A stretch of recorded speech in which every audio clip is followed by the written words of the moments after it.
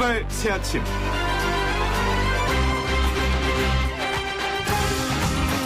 여러분 안녕하십니까? 나름대로 선방했던 대한민국의 코로나19 방역 체제가 어제 하루에만 20명 넘게 추가 확진자가 나오면서 상당히 불안한 상황이 됐습니다. 특히 지역사회 감염 환자로 의심되는 31번째 확진자 A씨의 광범위한 동선, 그리고 불확실한 감염 경로 때문에 우리의 상황이 조금 어려워진 것 같네요. 코로나19 전염이 새로운 국면으로 접어든 것 같은데 해결 방법은 뭔지 생각해 봐야 될 것 같습니다. 그런가 하면 한 현직 부장판사가 법원 내부 통신망에 문재인 대통령 하야를 주장하는 글을 올렸다가 삭제한 일이 있었습니다. 이 시기에 왜 하필이면 이런 논조가 나왔을까 궁금하기도 하지만요. 판사는 판결로, 검사는 공소장으로 말한다는 불문율이 이미 깨져버린 지 오래입니다. 정치판사, 정치검사 너무 당연하게 받아들여지는 건 아닌지 씁쓸하네요. 그래도 우리는 묵묵히 우리 자리에서 내게 주어진 일을 열심히 해내야 되겠죠? 따뜻하고 상식적인 보통 지식인 노영희 변호사가 진행하는 YTN 라디오 노영희의 출발 새 아침. 지금부터 힘차게 시작해 보겠습니다.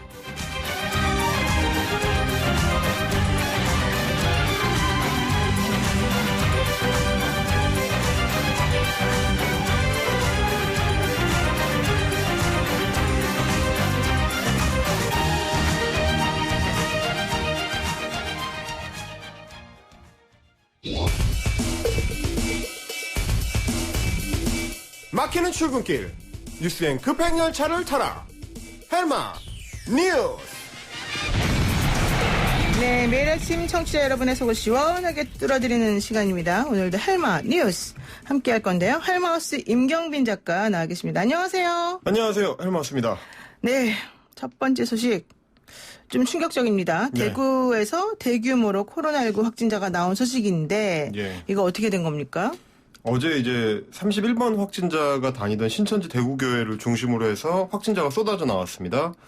사실 싱가포르 같은 나라들에서도 보면 이제 교회같이 많은 사람들이 한꺼번에 몰리는 이제 종교 행사, 여기가 이제 전파의 진원지가 되는 경우가 많았는데 네. 결국 우리한테서도 이제 이게 현실화가 된 겁니다. 확진자가 그렇죠. 15명이 이 교회에서 나오면서 신천지 대구교회가 이제 신종 코로나 확산의 어떤 슈퍼 진원지가 된 거다. 네네. 이런 얘기가 나오고요. 특히 이제 대구교회 같은 경우는 그 경북 인근에서 이제 이쪽 신자들이 다 모여드는 어떤 일종의 거점 역할을 하기 때문에 자칫하면은 이제 지역 내에 추가 확진이 계속 좀 커질 수 있는 우려가 있습니다. 지금 이 신천지 교회 그 예배 형식이 조금 독특해서 오히려 전파 위험이 높아졌다. 네. 이런 얘기 나오던데 왜 어떻게 예배를 보길래 이런 얘기가 나와요? 보통 이제 일반적인 교회는 이제 의자에 앉아서 좀 떨어져 앉을 수 있는, 앞뒤로 특히 이제 좀 떨어져 앉을 수 있는 구조인데 신천지 교회 같은 경우는 이제 신발을 벗고 들어가서 바닥에 이제 앉아서 이제 예배를 드리는 방식이라고 해요. 그래서 바닥에 이제 오밀조밀 모여 앉다 보니까 다른 종교 시설들보다는 이제 신자들 사이에 이제 간격이 좀 더 밀착하게 되는 거고, 그렇군요. 이렇게 되면은 감염도가 상대적으로 좀 높아질 수밖에 없습니다.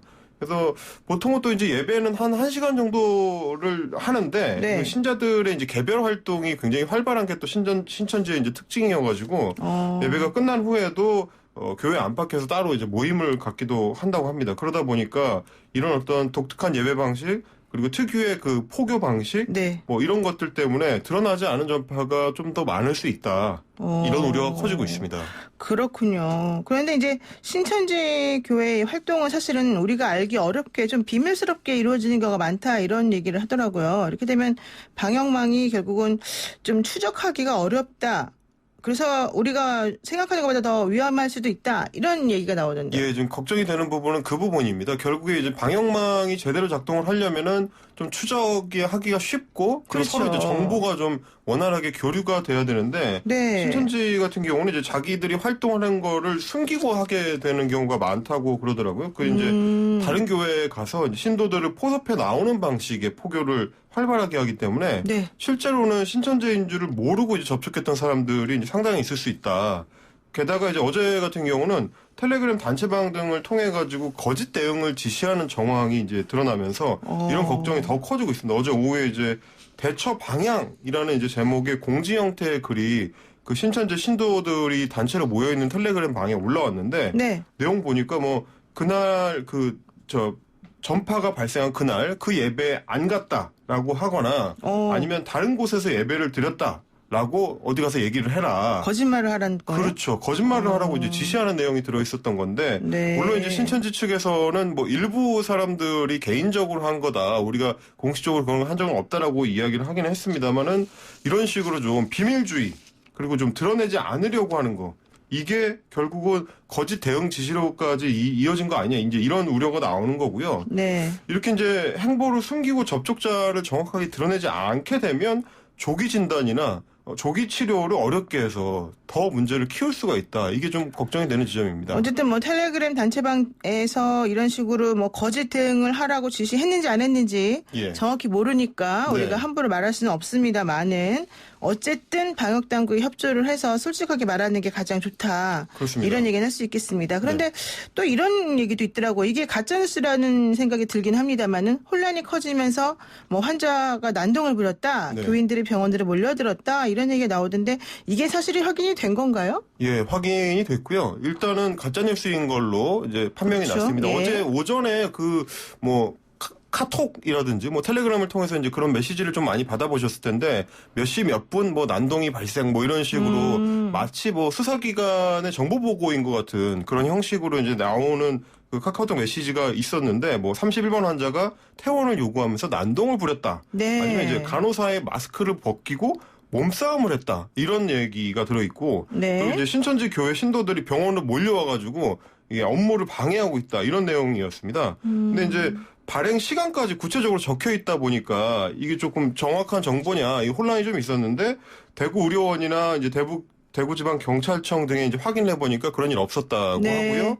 어제 정은경 질병관리본부장도 사실 무근이라고 하긴 했습니다. 다만 이제 대구의료원 같은 경우에 접촉자 2명이 답답하다, 집에 가겠다, 이제 이러는 바람에 네. 중간에 이제 경찰에 도움을 요청한 사실은 확인이 됐습니다. 근데 그게 뭐 난동이나 이런 건 아니었고 경찰이 이제 통화를 해가지고 그 사람들하고 통화를 해서 진정시켜서 여전히 이제 격리 상태다. 이거는 이제 정리가 됐습니다.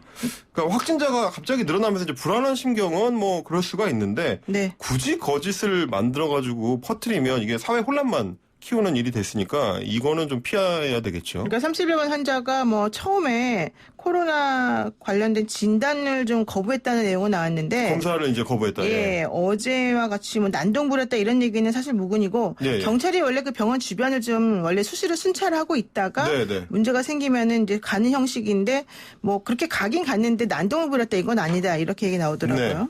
좋습니다. 자, 두 번째 소식은 뭘까요?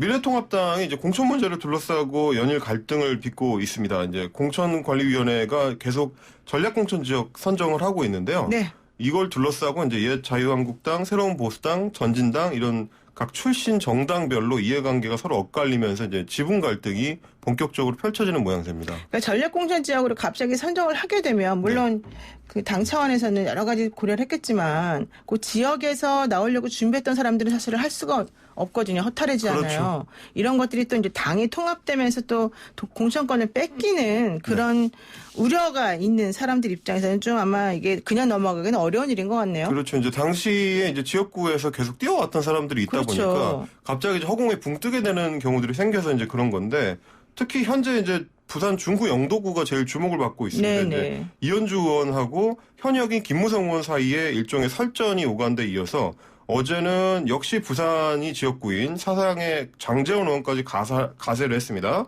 페이스북에 이런 얘기를 올렸는데 이현주 의원한테 경고망동을 삼가기 바란다. 네. 그러면서 이현주 바람에 기댈 부산의 예비 후보는 한 명도 없다.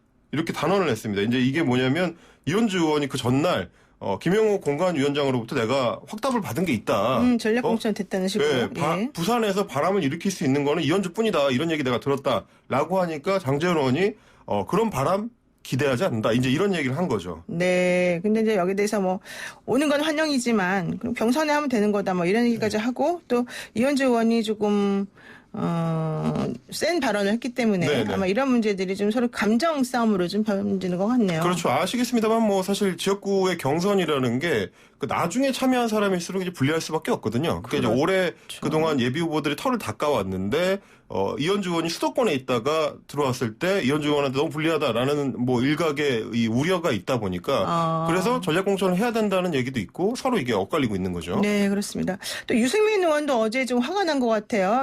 김영호 공천관리위원회 위원장에게 점점 이상해진다 뭐 이런 얘기를 했다는데요. 예, 그 유승민계인 이제 이해운 의원이 새로운 보수당 출신이죠.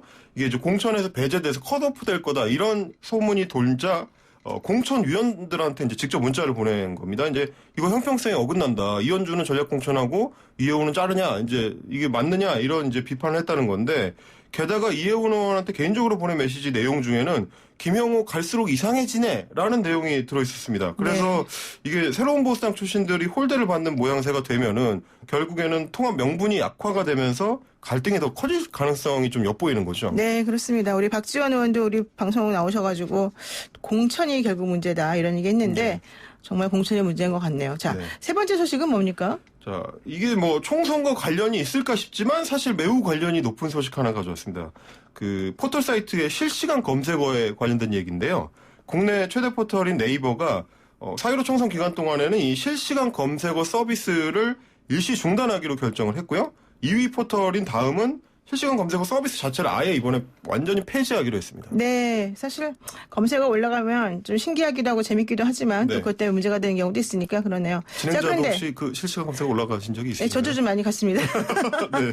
자, 그런데 어쨌든 선거 기간에 하필 중단하는 거는 이제 정치적인 문제랑 연결됐기 때문이다 이런 얘기 나오는 거죠? 그렇습니다. 이제 지난해에 소위 이제 조국 법무장관 관련된 전국에서 특히 정치적 대결이 이제 극한으로 치달았던 사례가 있는데요.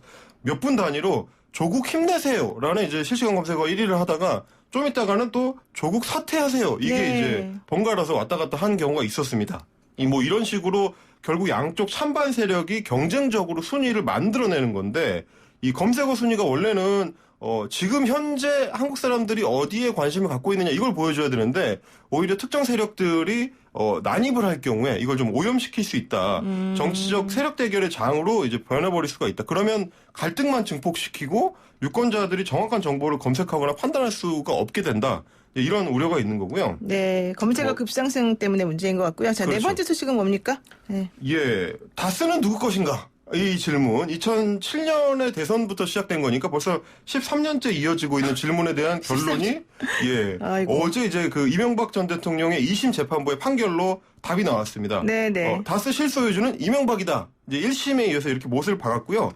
어제 이제 형량도 높여가지고 유죄로 인정을 하면서 징역 17년형을 선고를 했습니다. 1심 때보다 오히려 형량이 2년 더 늘어났습니다. 근데 또 추징액은 팍 줄었더라고요. 어쨌든 중요한 건 1심보다 형량이 늘어났는데 이게 왜 그러느냐. 예. 이제 뭐 보시면 아시겠지만 2심이 진행되는 동안에 계속해서 불리한 증언들이 나왔습니다. 특히 이제 예전 측근들이 그 법정에 나와가지고 전부 이명박 전 대통령한테 불리한 내용들을 쏟아내다 보니까 그래서 이제 상당액의 뇌물이 인정이 되면서 뇌물 액수가 올라간 거.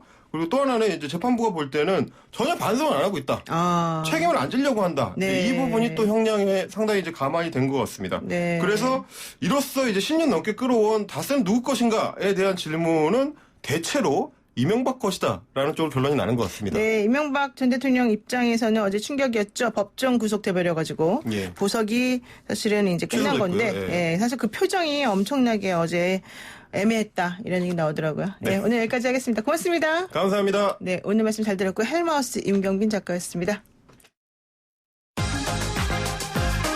아침을 시작하는 슬기로운 방법. 오늘 내게 이로운 뉴스. 노영희의 출발 새 아침 슬기로운 인터뷰. 어제 대구에서 대규모 확진자가 나오고요. 경기도 수원에서는 제일 어린 첫 미성년자 환자 만 10살, 11살 이 어린 여자아이가 확진되었다는 얘기가 나오면서 사실 학부모님도 걱정이 크십니다. 그래서 오늘 저희 인터뷰에서는요. 대구 소재 학교에서 어떤 방역 대책을 마련하고 있을지 대구교육청 강은희 교육감 전화 연결해서 한번 인터뷰 나눠보겠습니다. 교육감님 안녕하세요. 네, 안녕하세요. 네. 교육감입니다. 네네. 지금 신종 코로나 때문에 많이 힘든데 특히 어제는 대구에서 이 31번 확진자로 인한 여러 가지 얘기들이 많이 나왔고 추가로 감염자가 많이 발생하지 않았습니까? 네, 이 사태에 대해서 어떻게 생각하세요? 네. 네, 전부 대구의 감염자가 16명으로 지금 늘어났고요. 네. 그리고 현재도 검체를 지금 검사하고 있는 중이어서 네. 앞으로 어떻게 될지 조심스럽게 사태를 지켜보고 있습니다. 네, 그렇군요. 저희도 굉장히 갑자기 늘어난 확진자 때문에 네. 아마 시민들이나 우리 학부모님들께서 상당히 힘들고 불안한 상황이실 거라고 보고 있습니다. 네. 지금 한 1,100명 이상 또 검사를 진행 중에 있다 그러니까 좀 더 많이 나올 수도 있겠다 이런 얘기도 나와서 더 걱정이실 것 같은데 또 문제는 이 환자분이 31번째 환자 특히 해외여행 간 적도 없다 이러면서 네. 감염 경로가 오리무중이다 이런 얘기 나오거든요. 네, 지금까지도 아직 감염 경로에 대해서는 정확하게 밝혀진 바가 없습니다. 그렇죠. 네. 그러면 정말 걱정이 많으실 것 같은데 어제 사실 청와대에서 그래서 시도교육감 대책회의가 열리지 않았습니까? 여기서 어떤 네. 얘기가 오고 갔습니까? 네, 어제 전국교육청 교육감들이 모두 모여서요.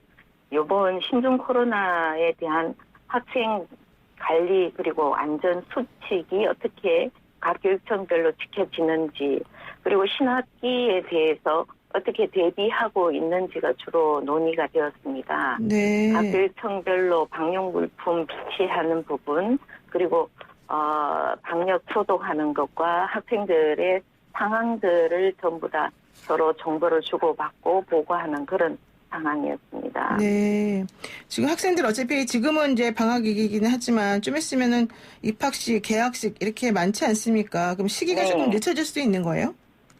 지금 대구 경우에는 첫 번째 발생한 환자를 간호했던 간호사의 자녀가 다니는 유치원을 네. 가장 먼저 발생한 첫날 즉각 휴업 조치를 내렸습니다. 네.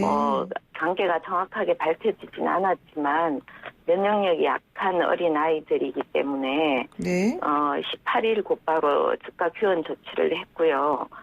이번 주 금요일이 대부분 유치원이 방학을 앞두고 있어서 네. 아이들은 아무래도 면역력에 약하기 때문에 어제는 전체 유치원의 휴업 조치를 내렸습니다. 그러니까 2월 18일 그저께 유치원 한 개를 먼저 휴원 조치하셨는데 이게 그 31번 확진 환자가 입원한 병원에 근무하는 간호사분의 자녀가 다니는 유치원이었기 때문이다. 그리고 특히 그 간호사분의 남편이 이 유치원 차량을 운행한 것으로 파악이 됐기 때문에 일단은 먼저 휴원하신 거다 이런 얘기죠?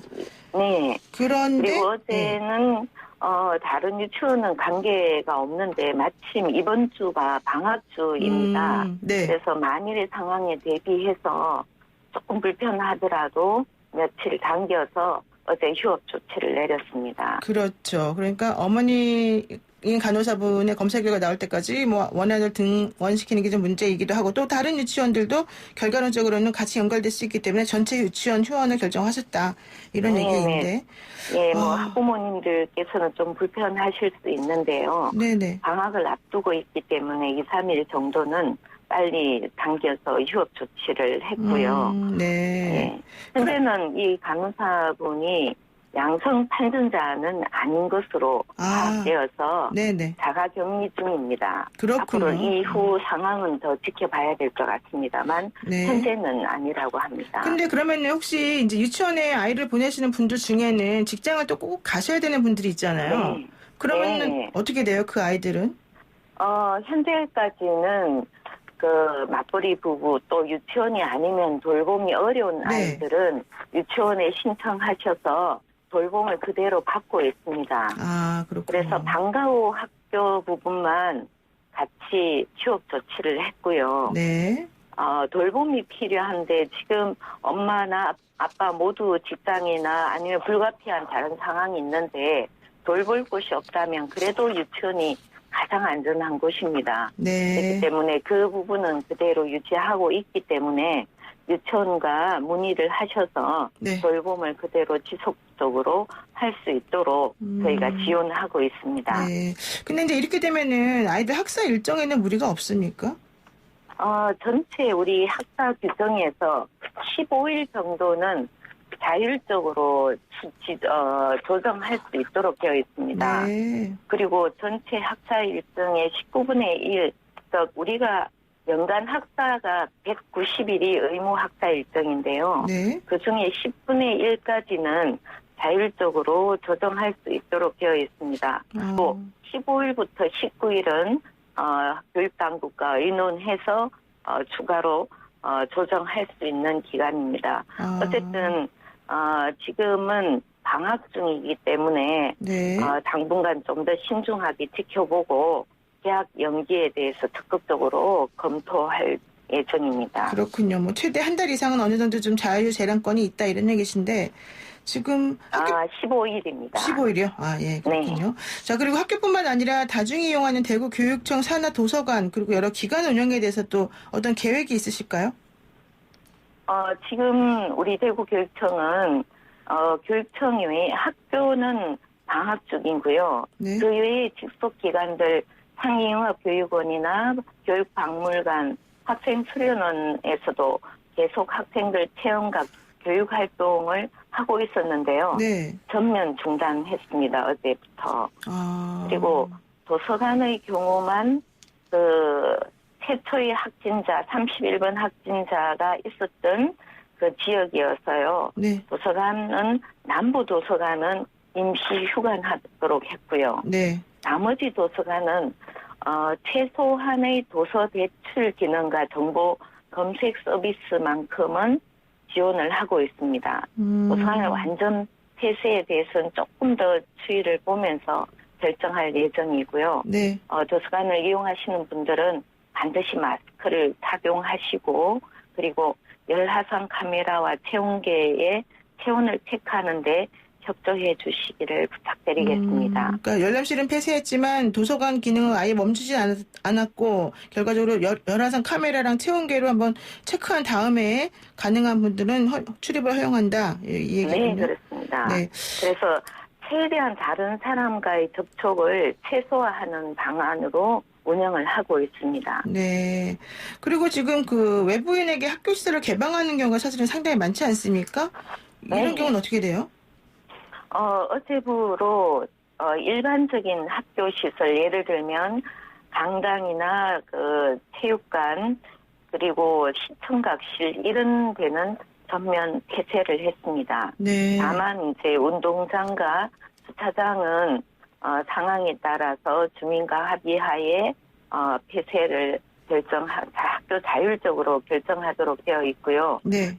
실내로 들어가는 모든 문들은 다 차단된 상황입니다. 그래서 그렇군요. 학생들의 안전이 우선되고 또 접촉이 이루어지지 않도록 하기 위해서 외부 개방은 중단하고 있습니다. 그런데 이용에 네. 좀 불편하시겠지만 네. 협조를 부탁드리겠습니다. 그런데 그 보통 이제 학교에서 뭐 국가 공인 시험이라든가 이런 거를 보는 경우가 많던데 시험 장소 네. 제공 관련해서 어떻게 됩니까? 국가공인시험은 법적으로 시행할 수밖에 없는 네. 아주 중요한 상황에만 실시를 하고 있는데요. 네. 현재까지는 대구 지역의 학교 시설을 이용하려던 시험은 취소된 상황입니다. 네, 그렇군요. 그리고 또 신학기에 이제 아이들 학생 건강과 안전을 위해서 조치가 필요하다 이런 학부모들의 의견이 있을 것 같은데 그럼 뭐 방역 활동 같은 거, 소독 활동 같은 거 이런 걸 하는 겁니까 미리? 지금 미리 하기보다는요. 네. 개학하기 전에 네. 물론 지금 이제 심각한 상황이 되어서 확진자가 발견된 곳이 있다면은 이제 지금 즉각 방역을 하고 유치원은 이제 방역토록 했습니다. 네. 예. 그리고 방과 후 활동을 하는 학교들은 돌봄을 하는 학교들은 1차 방역을 했고요. 네. 그리고 신학기가 되어서 이제 개학을 해야 될 경우에는 사전 방역을 하도록 지시를 했습니다. 그래서 방역도 굉장히 중요하고요. 예. 그다음에 방역 물품도 확충해서 만일에 대한 사태에 대비를 하고 있습니다. 지금부터는 학교가 어제부터 공식적으로 폐쇄되고 있기 때문에 외부인들이 출입이 지금 제한되고 있고 돌봄 교실만 최소한 유지가 되고 있습니다. 네. 그리고 등교를 하게 될 경우에는 우선적으로 발열 체크와 건강 상태를 점검하도록 철저하게 준비를 하고 있습니다. 그렇군요. 그 학교에 등교하지 못하고 가정에서 생활하는 학생들에 대해서도 좀 우리가 관리를 할 수밖에 없을 것 같은데 이건 어떻게 되고 있을까요? 사실 이제 확진자가 나오기 전에도 중국 여행자나 해외 여행했던 교직원은 현재도 자가 격리된 상황입니다. 네. 자가 격리자가 명단이 나오면은 학교 단위에서 학교장 선생님이 책임하에 학교에서 관리 교사가 지정이 됩니다. 그분들이 하루에 2번씩 전화를 통해서 관리 상황을 체크하고요. 네. 아이들의 건강 상황도 체크하고 식습관이나 손 씻기 그리고 자가 격리하는 상황들을 현재도 체크하고 있습니다. 네. 지금 추가로 발견된 아이들도 저희가 최대한 학교 단위 명단을 확보해서 선생님들이 관리를 할 수 있도록 배려하고 있습니다. 네, 그렇군요. 그러면 학교를 안 가는데 이제 엄마들이 좀 걱정을 해가지고 학교를 안 가니까 학원이라도 열심히 가라 이러면서 학원 보내는 경우가 있거든요. 학원 같은 경우는 어떤 대책이 있을까요?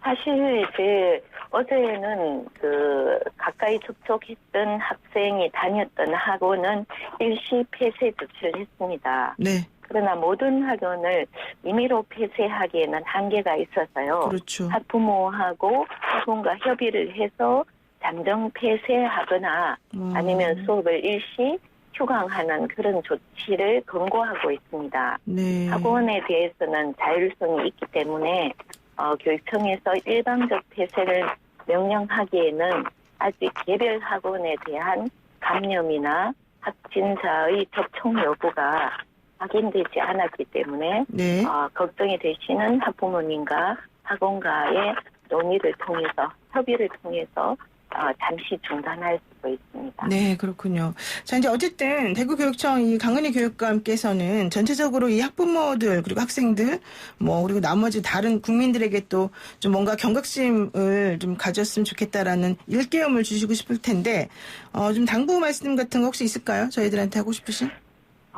지금 대구는 매우 긴박한 상황이라고 보고 있습니다. 네. 과도한 걱정보다는 오히려 철저한 개인 위생 수칙을 지키는 것이 오히려 좀 안전하게 지금 우리 대구를 이끌어갈 수 있는 방법이 아닌가 생각합니다. 네. 얼마 전에 17번 확진자가 다녀갔을 때 네. 저희 교육청에도 굉장히 항의를 많이 받았지만 그렇죠. 그때는 오히려 이성적으로 대처를 하는 게 필요하다고 보고 있고요. 네. 지금은 조금 긴장을 해서 대비를 해야 될 시기라고 보고 있습니다. 네. 17번 확진자와 31번 확진자의 두 사례를 보면 네. 굉장히 극명하게 차이가 납니다.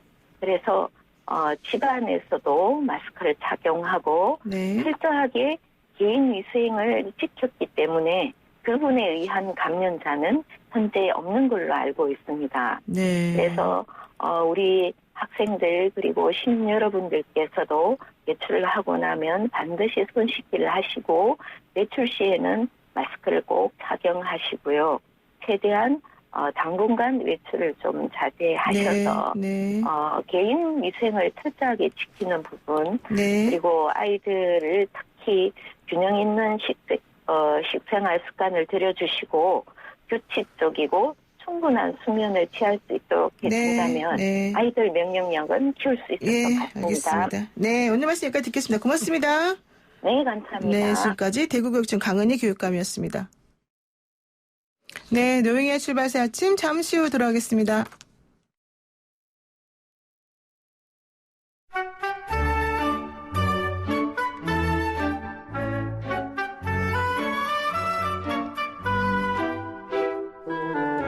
네, 우리들이 기다리던 바로 그 시간이 돌아왔습니다. 이번 주 우리 사회가 어떤 이슈에 반응을 하고 어떤 이슈에 열광했을까요? 여론을 알기 쉽게 분석해주는 출발새 아침의 여론 택배 요정 뚱커벨 인사이트 K 배종사 연구소장 오셨습니다. 소장님 안녕하세요. 안녕하십니까. 뚱커벨 배용찬입니다. 네, 일단 저희들이 오래 기다리긴 했는데 네. 문재인 대통령 최근 지지율 추세가 조금 특이하다. 뭐 특이하다기보다는 좀 할 네. 말이 많다. 예. 특별히 뭐 다르진 않아요. 그래요? 지금 뭐 코로나19 관련해서 정부도 아주 적극적으로 대응을 하고 있고 오히려 역대 대통령과 비교하면 문재인 대통령의 지지율은 일직선이다. 긍정과 뭐 부정이 박스에 갇혀 있다면서요. 네, 박스권으로 거의 뭐 협착돼 있을 정도로 긍부정의 틈이 없는 거거든요. 네. 뒤집고 들어갈 틈이 없을 정도로 이 긍정 그러니까 견고한 지지 세력도 있는 반면에 또 대통령의 국정 수행에 대해서 반대하는 그런 여론도 동시에 나타나고 있는 현상입니다. 네, 그렇군요. 지금 그 소폭 움직임은 있는데 어쨌든 간에 좀 선방하고 있다 이렇게 해석해도 된다는 거예요, 그러면? 그렇죠. 이제 우리가 이런 그 질병이 있을 경우에는 대통령 지지율을 평가할 때 국민들은 뭐 두 가지 시각을 가집니다. 하나는 이제 내용적으로 상당히 어렵거든요. 그러니까 네. 이런 게 계속 되다 보면 대통령 지지율에 부담이 되는 건 분명하죠. 근데 사실 더 중요하게 생각하는 것 중에 하나가 바로 태도입니다. 네. 적극적으로 대응하고 신속하게 대응하는 노력을 보이느냐 아니냐. 그런데 정부에서는 아주 신속한 대응을 했죠. 과할 정도의 대응을 하라고 하는 문재인 대통령의 또 이야기도 있었고 그리고 현장 방문도 했지 않습니까? 네. 남대문 시장을 방문하고 경제 5대 그룹도 간담회를 가졌고 이런 것들 자체가 단순한 뭐 정부 홍보 차원을 떠나서 이전에 또 상황과도 비교가 되는 것이거든요. 물론 뭐 똑같은 상황은 아니지만 네. 그럼에도 불구하고 어떤 태도를 대통령이 보이느냐.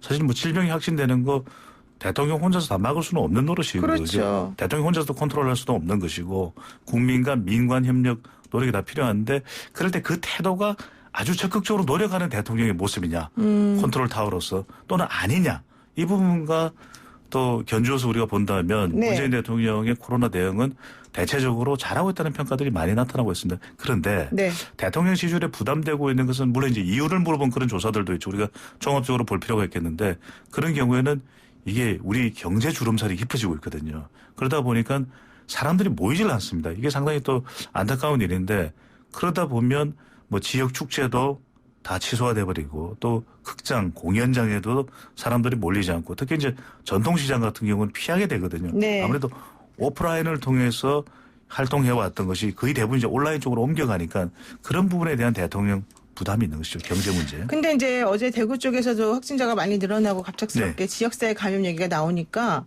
황교안 자유한국당 대표가 강력하게 또 대통령을 비난하지 않았습니까?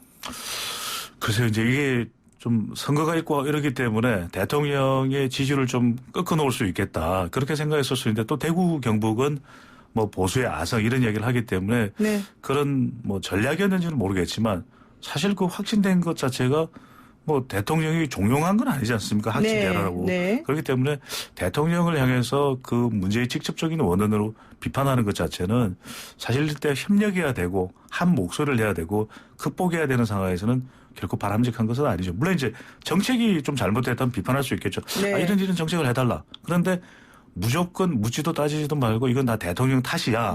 예전에 뭐 그럴 때 있었었죠. 왜냐하면 비가 내리지 않으면 그건 대통령 탓이고 네. 또 가물어도 대통령 탓이고 네. 이랬던 뭐 적도 있긴 하지만 지금은 조금 합리적으로 대응할 필요는 있겠죠. 그 실제 지난주에 그래서 문 대통령이 코로나 행보 일명 네. 코로나 행보를 보였다. 시장도 가고 경제인도 만났다. 그래서 이런 행보가 지지율에 영향을 미칠 것이다. 이렇게 보는 판단이 있던데 맞습니까? 맞습니다. 긍정적인 영향을 미쳤죠. 왜냐하면 이럴 때일수록 대통령의 행보가 중요한 것이 또 우리 국민들이 각종 뉴스를 접하기 때문에 대통령을 평가할 때는 우리 대통령뿐만 아니라 또 이웃 국가의 대통령 지도자들하고 비교를 하게 되거든요. 그렇죠. 그러면은 시진핑 주석은 거의 정말 이게 넉장 대응부터 시작을 해서 좀 무능한 대응 아니냐. 심지어는 이 외부에서도 시진핑 주석의 지도 체제가 흔들리고 있다 이렇게 질타의 목소리가 나오는 것처럼 또 비교되는 건 아베 총리거든요. 네, 네. 이게 다이아몬드 프린세스호 우리 국민들은 또 우리가 적극적으로 이송을 해왔고 인천공항 내에 또 이 격리 조치가 되고 있지 않습니까? 네. 그런 것을 본다면 우리의 능동적인 대처에 대해서는 긍정적인 평가가 나오고 있습니다. 그런데 또 이거는 뭐 좀 여담입니다만 그 대통령이 시장에 가서 만나본 상인 한 분이 경제가 거지 같다 이렇게 말했다고 해서 또 신상이 털리는 등 여러 가지 부작용이 있었다고 하는데 뭐 그런 정도의 말 가지고서 이렇게 과도하게 비난하는 거는 좀 옳지 않은 것 같아요. 팬덤의 정책은 있는 것 같아요. 어떤 정치인이든 사실 팬덤이 있다라는 것은 정치인으로서 정말 무한한 가능성을 가지고 있는 그렇죠. 것이거든요. 콘크리트 지지층을 형성해 주는 거잖아요. 네, 특히 그분들이. 이제 문재인 대통령은 문재인 대통령은 견고한 지지층을 이제 가지고 있는데 그래서 그 팬덤이 상당히 도움이 되는 경우들이 많습니다. 네. 근데 뭐 한 가지 이제 정치권 내에서도 우려하는 목소리는 그런 거죠. 그것 자체가 부메랑이 돼서 돌아올 수 있는 건 아니냐라고 하는 민주당 내에서도 우려는 뭐냐면 이런 네. 것이죠. 이제 대통령이 이 방문했을 때 정말 고생 많으십니다. 이렇게 꽃다발을 건네주거든요. 네. 그래 고마워요. 이렇게 했던 대통령. 네네. 그래서 이제 그 꽃 가게 요즘에 입학식 졸업식이 다 취소되거든요. 그러다 보니까 그 화해 농가들이 상당히 어려움을 겪고 있는데 네. 큰 소에 가서 많이 또 꽃다발을 써서 대통령이 방문했던 곳이나 그러면서 우리가 조금씩 또 경제가 풀리는 낙수 효과도 부분적으로 발생할 수 있는데 이제 한 상점에서 상인이 그런 이야기를 해도 이것도 이제 보도된 내용이기 때문에 너무 경제가 거지 같다. 표현 자체가 이제 좀 아주 적나라하게 했지만 그거 자체가 문제 삼을 수는 없거든요. 대통령이 네. 오히려 의견을 수렴하는 이청득심하는 네. 그럼으로써 마음을 얻는 그런 모습을 보인 것에 대해서 우리 긍정적으로 평가하면 되는데 어디다 대고 대통령에게 쓴소리야 이렇게 하는 것은 네. 조금 문재인 대통령에게도 부정적인 영향으로 돌아갈 수 있기 때문에 네. 좋은 건 부각시키되 좀 그런 부분들은 또 이해하는 쪽으로 가는 것이 바람직하지 않을까 하는 생각을 해봅니다. 지금 뭐 팬덤 얘기하셨는데 그러다 보니까 진짜 우리 배 소장님 팬덤도 있나 봐요. 왜냐하면 네. 우리 지승호님께서는 똥카벨님 인상이 참 좋아요. 호감형이에요. 이렇게 말씀하시고 이명숙님도 굿모닝입니다. 특별히 아주 배 소장님에게만 인사를 하시고 제이투게더님도 네. 오늘도 계속 만점이고 멋지네요. 이런 얘기하시네요. 출연한다고 친구들한테 연락을 했더니 또 이런 이분들이 다 깊은 일이 친구들이에요? 돌아오는데 사실 팬덤 하면은 노변 팬덤이라고 자, 넘어갑니다. 예. 자, 네 번째 얘기 한번 물어볼게요. 정당 지지율 얘기 한번 할 텐데요. 미래통합당이 포함돼서 한번 그 정당 지지율이 나왔는지, 보수통합평가가 나왔는지, 이게 시간이 좀 얼마 안 돼서 어떨지 모르겠습니다. 조금 엠바고가 걸려 있어서 제가 발표하기는 곤란한데 뭐 추세만 말씀드리면 네네네. 대체적으로 뭐 통합의 효과는 있어 보입니다. 그런데 이제 네. 중요한 것은 이것이 얼마만큼 파괴력이 있느냐는 좀 더 사실 조사가 되는 과정을 좀 지켜봐야 될 것 같고요. 특히 이제 우리가 눈여겨봐야 될 부분은 이제 정당 조사에 사실상 뭐 초록은 동색이라는 이야기를 합니까? 두 정당이 올라가 있습니다. 어디랑 미래통합당과 미래한국당. 미래한국당도 올라가요? 올라가죠. 왜냐하면은 정당 등록이 돼 있기 때문에 우리가 생각할 때는 그래서 그러면 지지율 물어보고 정당 투표할 지지율 따로 물어봅니까? 그거 아닙니다. 모든 정당들을 다 물어보거든요. 그렇군요. 그래서 같이 올려놓고 하면은 그 두 정당을 합한 지지율에 이것이 과연 선거에서는 어떤 영향을 미칠지. 그래서 결과적으로는 우리가 통합되는 것도 중요한데 그 이후의 파괴력 그리고 미래한국당과 미래통합당 이른바 형제정당의 이 합산 이것도 민주당에 시사하는 바는 굉장히 크다고 봐야 되겠습니다. 그래서 민주당이 지금 나오는 여러 가지 악재들에 대해서 굉장히 경계하는 목소리가 높은 것이거든요. 네, 민감하죠. 그래서 이낙연 후보죠. 이낙연 전 총리도 종로에서 여러 가지 최근 들어서 뭐 칼럼 악재도 있었고 네네. 공천 악재도 있을 때 당에서 이걸 좀 해결해 주세요. 라고 이야기를 했던 것은 굉장히 또 목소리 톤도 담담합니다. 이렇게 이야기를 했던 것도 뭔가 이것이 미칠 종로에 대한 파장 이것을 선제적으로 차단하는 그런 모습으로 봐야 되겠죠. 결국 이제 보수통합 논의가 그동안 계속 해왔는데 이게 또 어느 정도 결과로 나오니까 사람들이 여기에 대해서 또 크게 기대하는 바가 있는 것 같은데요. 그렇죠. 분명히 우리가 이걸 이제 꼼수다 이렇게 해서 비판을 할 수는 있지만 선거는 또 현실이거든요. 그렇죠. 중앙선거관리위원회 어쨌거나 저쨌거나 허가를 내준 이상은 정당 투표 용지에 올라갑니다. 그렇죠. 이게 어떻게 영향을 미치게 될지는 민주당도 상당히 경계를 할 수밖에 없는 건 또 하나의 정당 정의당도 상당히 경계를 하고 있습니다. 정의당도 경계를 합니까? 그렇죠. 네. 정당 투표에서 네. 과연 어떻게 될지. 사실 2000년대 초반에 이 총선이 있었을 때 지금도 기억하는 것이 2000년으로 기억하는데 그때만 하더라도 2004년도 그렇고 정의당이 거의 그 당시에는 민주노동당이었지만 두 자릿수 정당 득표를 했었거든요. 그때 나왔던 살림살이 좀 나아지셨습니까? 이랬을 때의 그 파괴력. 근데 최근 들어서 조금 주춤하는 모습이기 때문에 정의당도 우려가 있을 거예요. 좀 이슈가 뭐 좀 없어서 그런 걸 수도 있겠죠. 네. 자, 더불어민주당이 최근 공천 관련 잡음이 많습니다. 그리고 이제 아까 말씀하신 칼럼에 대해서 고발한 건 때문에 공식 네. 사과까지 나온 상황인데 결국 지금 현재 총선을 앞두고 국민들이 야당 심판론, 여당 심판론 이걸 계속해서 얘기하고 있다. 이렇게 봐도 됩니까? 더불어민주당이 가장 경계하는 겁니다. 그래서 앞서도 말씀드렸는데 이낙연 종로구 후보가 더불어민주당 후보가 또 가장 조심스러워하는 부분도 악재가 없었으면 한다는 것이 종전까지만 하더라도 아주 최근까지만 하더라도 야당 심판론이 높았거든요. 네. 그런데 최근 들어서는 팽팽해졌습니다. 이것 자체가 이제 선거가 가까워지면서 이른바 1대1 대결 구도가 만들어지는 것인데 한국갤럽이 자체 조사로 지난 11일부터 13일까지 실시를 했고요. 전국 1,001명 휴대전화 알리 조사 표본오차 95% 신뢰 수준 플러스 마이너스 3.1%포인트 응답률 14%. 자세한 사항은 조사기관의 홈페이지에서 중앙선거론에서 홈페이지에서 확인 가능합니다. 이렇게 물어봤죠. 이게 선거가 어떤 구도가 될 것이냐, 여당의 힘이 실릴 것이냐, 야당의 힘이 실릴 것이냐. 지난해 이 4월 조사만 하더라도 쭉 조사를 해왔어요. 그때만 하더라도 야당 심판론 쪽에 힘이 더 실렸죠. 근데 이번 조사를 보면은 여당 심판론 45% 그리고 야당 심판론 43% 팽팽해져 버렸습니다. 그러네요. 근데 지역별로는 온도차가 있어요. 네. 충청과 영남에서는 여당 심판론. 그다음에 호남에서는 야당 심판론. 그건 알 것 같은데. 수도권은 어떻게 돼요?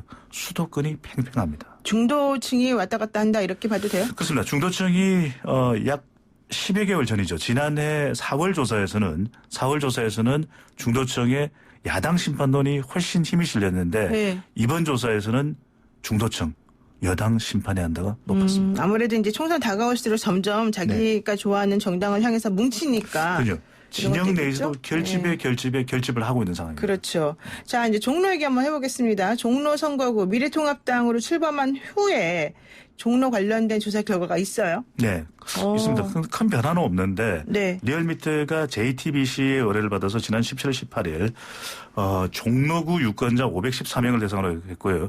유무선 자동 응답 방식으로 조사가 됐습니다. 표본오차는 95% 신뢰 수준 플러스 마이너스 4.3%포인트, 응답률 4.4%. 자세한 내용은 중앙선거론조사 심의위원회 홈페이지에서 확인 가능한데요. 네. 가상 대결 구도입니다. 더불어민주당 이낙연 후보, 그리고 자유한국당이 아니죠. 미래통합당의 황교안 후보, 네. 그리고 민중당의 오인환 후보 이렇게 넣었는데 네.